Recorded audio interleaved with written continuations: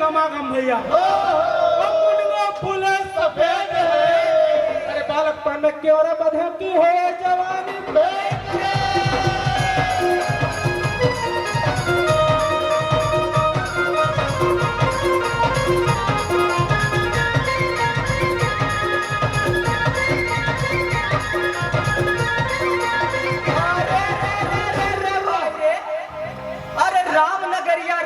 संगी और बसे गंगा के तीर, अरे अटल राज महाराज के भाई चौकी में हनुमत पीर।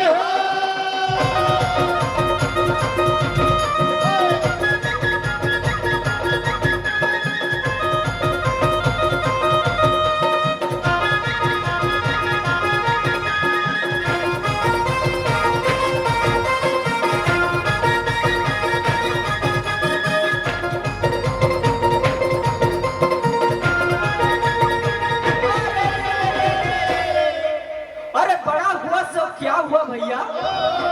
और जैसे पेड़ खजूर, अरे पंछी को छाया नहीं भैया, फल लागे अति दूरे।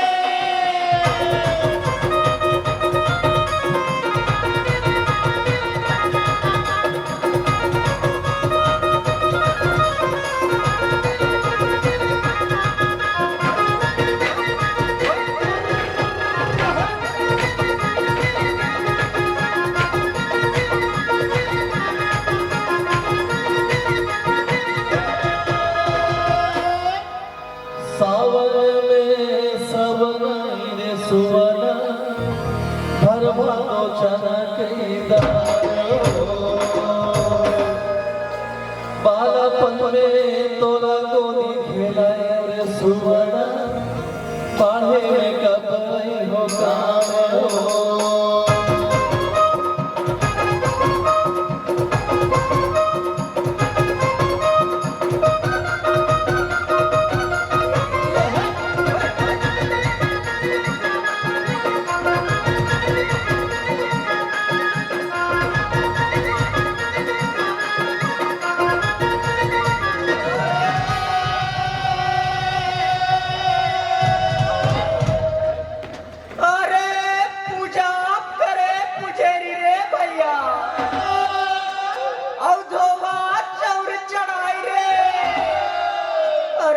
परते मोर साड़ा देव के परमेश्वर भोग लगा।